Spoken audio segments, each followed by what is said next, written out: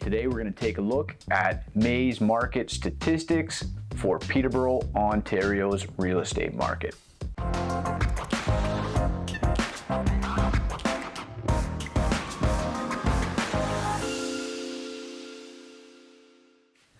Okay guys, so in this video we're going to cover what happened in May in terms of prices, how we saw the inventory change, what segments were the busiest and which ones were the slowest in our market, so you can understand how you're going to be affected in your price point for buying and selling right now, and then some general discussion about trends that are occurring right now versus other years that were notable in terms of price increases and decreases, and then some general thoughts about what major factors are going to be affecting our market going forward as a city. Okay, so to get into it today, guys, just a bit of an introduction into May statistics. I'll quickly go over some of the important highlights from April. And the most notable thing to me is that the sales in April were abnormally low, so much so that we had an extremely small sample size to pull from, where we didn't really know how much any of the data within that set reflected what the trend was going to be going forward in terms of prices and inventory levels. So if you watched April's video, if you haven't, I can link to it up here and you can watch that one to get filled in on how things went up to this point. But if you watch April's video, you'll remember that the prices were down slightly, the average sales price in the city of Peterborough from March, not much, almost identical actually, but down slightly. And there was not a single sale over, I believe it was $620,000. So that was significant because that's very unusual. And obviously with how few sales there were, that made all of the average prices pull down a little bit. So we were keeping track of, is this a trend? What's going to happen with this market over 600,000 and in that range? Is it a trend that the lower market's going to stay strong and the high market is going to become a little bit stagnant? And in May, there was several sales over that 620,000 range. We saw a mix in the sixes and some over the sevens. So that being said, the average price in May did still go down slightly, and I'm talking very slightly, where I'm going to post the numbers for you here, and you'll see that in each month the prices went down right from February through to March, April, May. But from March, April, and May, the numbers are almost identical in that they're not even 0.5% apart. So when we look at that, what we have right now so far in our year, May is the lowest average price yet. It is still up 3.9% from this time last year. Now, I found this interesting because the first thing that jumped out at me is that we see several months in a row here where, even though they're small, they're extremely marginal, they are price decreases. So of course everybody wants to know, is this the trend? So I went back into a further data set of Peterborough, Ontario's real estate prices and tried to look for some other periods where there was 3+ month price decreases month over month, and tried to see what that meant on the year. And I just picked a spot in the data set, which was 1984, and the reason I picked that is because it was clearly on the upswing of a massive boom market and some very big price expansion all the way up to the 90s when there was a crash.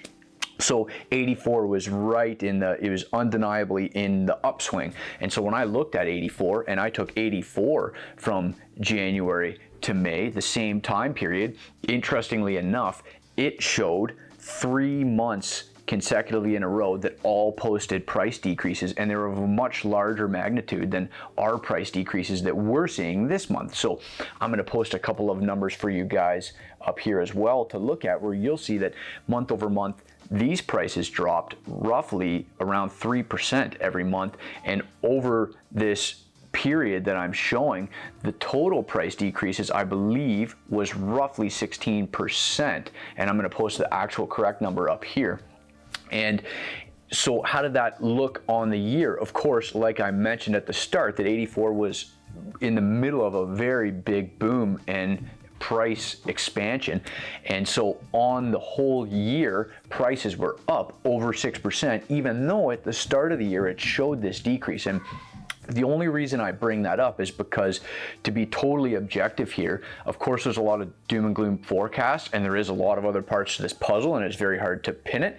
But whether prices are going up or going down, it is not a straight line. So when we look at the month by month, it can be misleading, because even on the way up, month by month, you're seeing up, down the whole way up, and on the way down, you're seeing up, down the whole way down. So it's not a string of consecutive months that you're going to notice clear, identifiable drops or gains. It's going to kind of fluctuate up and down, and then you're going to see more of a trend as we gather more and more time of data. So May's prices down slightly. What about inventory? Because we saw at the start of the year, we already had extremely low inventory. February, basically zero inventory. We had 0.6 months, which is as hot as it was in Toronto and the GTA markets in the 2017 boom. And when we saw, 20-30% year-over-year price increases. So in February, we were getting worried the inventory was too low. In March, we see it come back up a little bit to something somewhat normal. In April, and pardon me when I say somewhat normal, it's still not normal by any stretch in terms of what is a balanced market, but back to something more similar to what we saw throughout 2019, which is around 1 month of inventory. And then in April, we finally see the inventories come above 2 months of inventory. But in May, even though we didn't have a great month of sales in terms of total volume historically for May, there still wasn't enough new listings coming on that we've seen inventory decrease again. So where I'm going with this is that even though we've seen a few months of very minor, less than 0.5% price decreases, a string of them, the trend so far is that now we saw in April the inventory went up slightly, and then in May it's back down again. So the theory is that as long as the months of inventory, and that's the metric that places inventory versus pace of sales, as long as the months of inventory is low, and there's some debate on how many months of inventory is a buyer's and seller's market. I've seen varying figures between 3.5 to 4 months, but as long as we're below 3 months of inventory, everything pretty much unanimously says that we are still in a seller's market and that prices are going up. So the pace of increase of price increases will be slower as we near towards the 3 months of inventory. But at this point, we've taken a step backwards, further away and more into a seller's market. And until we start seeing a lot more inventory come to the market versus the buyer demand, the trend should be, this is our prediction for next month, the trend should be that prices are going to be going up. So in terms of what sections of our market had the most activity and which ones had the least, like I mentioned earlier in the video, we did see some activity over that 600,000 range in this period, which is good. But the strongest activity by far was between 400 and 440,000. So the only reason I'm saying this is that for buyers and sellers, the bulk of the activity was occurring in those ranges, and everything in that range is still happening very quickly. So if you're looking to sell a place that's going to be priced anywhere between $400 and right around $450,000, you're still going to achieve a very quick sale, and you're probably going to be happy with what you get for a sale price on your property. If you're a buyer in that range, the reverse applies. There's going to be competition, even opposed to what you hear in the news in our market right now. If you're shopping in that price range, you're still going to be facing some pretty steep competition. That's what our statistics are showing. As soon as you get above that 450,000, the competition does seem to drop off. Listings are sitting a little bit longer, and there's just not as much activity every month, and there's a little bit more inventory in most of the brackets. So if you're looking to sell up and over 450,000, and more so even up in the 600 plus range, you're going to have a bit longer of a time to wait potentially. You might not get exactly what you were hoping for, and if you're a buyer on that side, you're probably going to have a little bit more to choose from, and you're going to have a little bit more time to make your choices.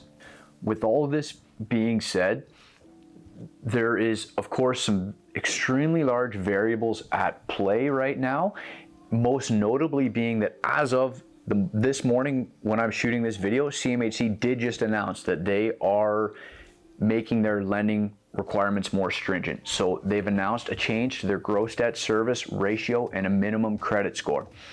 As much as buyer demand can be there and we have a lack of supply in our city, if the access to credit is going to start to dry up, that can greatly affect people's ability to purchase and obviously dampen the demand side of the equation here. So even if our inventory doesn't increase, if we see the demand go down, there's a potential for the months of inventory metric to go up and then a reverse in the price trend. So outside of access to credit, our other major factors to consider as a city and as a country is the postponement of the education. So we have a lack of international students coming in. We also have what looks like a pause in the temporary foreign workers coming here and needing a place to stay, as well as a massive dampening in immigration in general. So that's going to hurt our growth as a city and as a province. The last factor, the biggest and the most obvious, is the fact that we have ranging unemployment numbers that are in the double digits, mortgage deferrals still in play, with most estimates saying that it's up to 20% of all mortgages right now, and CERB payments still in play that are going to have to end at some point. And the culmination of these factors in terms of how many of these mortgages that are deferred had owners who are actually at the end of the rope in terms of their ability to service this mortgage when the deferrals end, how many people are totally relying on this CERB, and how many jobs are going to be coming back and at what pace right now that we have started to reopen portions of our economy. And then also, are we going to see a second wave in terms of active cases? And is that going to force us to take a step back in terms of the way that we're conducting business? These are all huge variables that can totally swing our equation either direction, and of course can potentially affect us very negatively if things don't go the right way with all of those factors. Guys, let me know. What do you think?